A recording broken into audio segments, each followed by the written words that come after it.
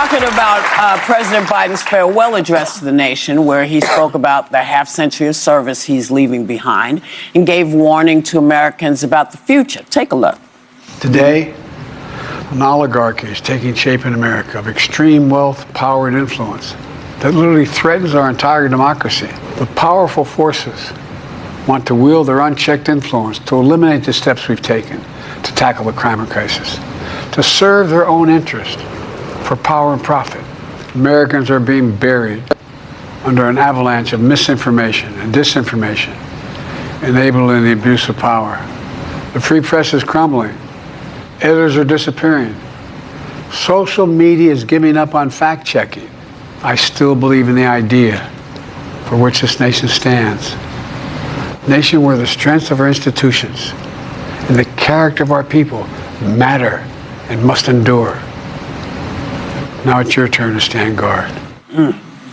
So I miss him already. I do too. I miss him. He's a good person. You know, he spent the last 50 years caring about the country. This other one spent 50 years scamming everybody, you know, and trying to stay out of jail. You know who I'm talking about. You know, I really miss Biden. I feel like we were safe. Like, I didn't have to worry. Was everything going to blow up? Well, I could live my life while he was there. Now, every day I wake up and I worry, what is this guy going to do next? Yeah. And these oligarchs, can I just say one more thing and then I'll shut up? No. You don't have to shut up. They need to start shelling their money out. These guys, Bezos and Musk, Trump. They give it to Trump. Yeah. Do they think that they're going to live forever, these people? You know, everybody dies. I hate to break it to them, but you are not going to live forever. According to the World Food Program, we could end world hunger by 2030 with $40 billion. That's all it would take. And he, Elon Musk, his net worth grew by $170 billion in the month after the election. Oh, just wait. Yeah. Just keeps making more and more money, and nothing is done with that money to help people. It's just to increase their power. What's really kind of sad, somebody said to me yesterday, why do you think they haven't given anything to California? I mean, there are all these people are, you know, going out of their way to do stuff. And I was looking to see if and I didn't see anything. Now, maybe I'm wrong. Zuckerberg gave $2 million to wildfires. He's worth $200 billion. He gave $2 million. That's like $5 and Elon Musk to me. did donate Starlink, so people who were left offline were able to access internet and get communications. And Jeff Bezos, I will argue, for his flaws, is incredibly charitable. He and his wife have a ton of foundations. They deal with hunger and those things. But this is an important issue that Biden raises. Kara Swisher's been brilliant on this, sort of the rise of the corporate tech oligarchs. That we're starting to live in a time where the powerful and wealthy are getting more powerful and wealthy, and the rest of us are kind of just sitting back like, okay, how is this going to work? The thing I'd say is this.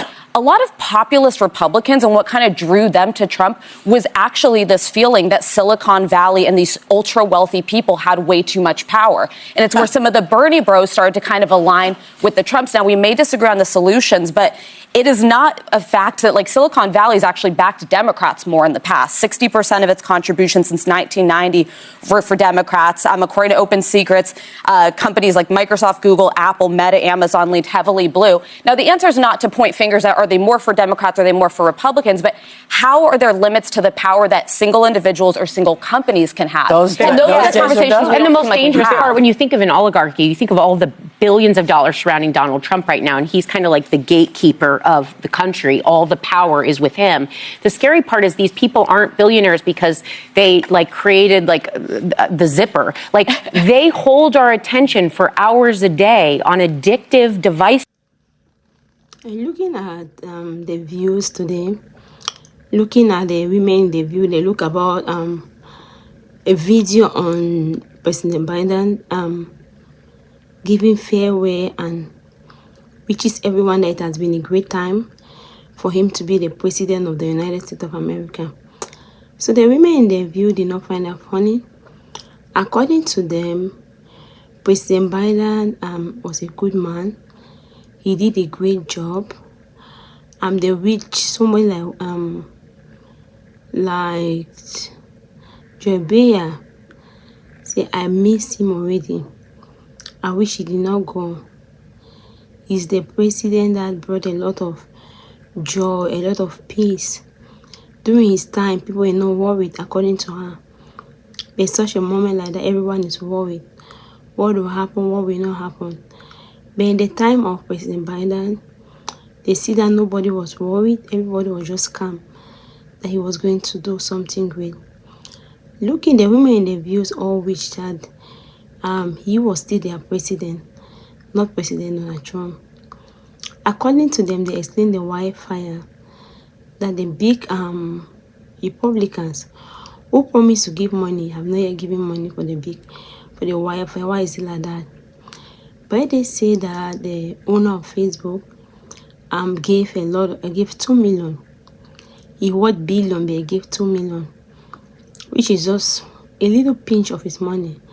So then they are saying that they hope, and they had a regard that he was going to give more, but he did not give more. And other people who are very wealthy for the Republican did not give no money. So the women in the view also have their own point of view to talk about that. And they say that the way the country is going, a lot of people are getting more poorer. Those that are richer are getting more richer. So in the Trump regime, we all know that he came for the business, according to women in the view. He came for the rich people to get richer, and the poor people to remain poorer. But somewhere like President Biden wanted a middle class. Everyone should be on that middle class. Not too low, not too high, but in the medium. Everyone can enjoy life. They say that they're blaming the children, that the children are getting more scattering, the children are getting more disorganized and a bit more wayward because of things they watch on TV. The Whoopi was not in get destroyed under the media. It's because you don't discipline your child. You need to put prevention. You need to say you are a parent. You don't need to be your child is never your friend. You should take the part of a parent, which means you discipline your child in every area that they are going wrong. You discipline them not to do certain things. There's a time to watch the TV, time not to watch the TV, time they will be on TikTok, on Facebook. It's not all the time, so you prevent that. Someone like Joy Behar says it's difficult. They hope you see that in their time, they used to have it out of her mama will put her limit. This is what you can do, this is what you cannot do. And all they learn. So according to Whoopi, if your child go out there and is doing crazy things on the internet, it means you're not a responsible parent. You do not play a role where you play the role of a friend rather than being a good parent. Let me see your opinion in the comment section. Thank you very much for watching. If you are not subscribed, please subscribe and help share the video. God bless you.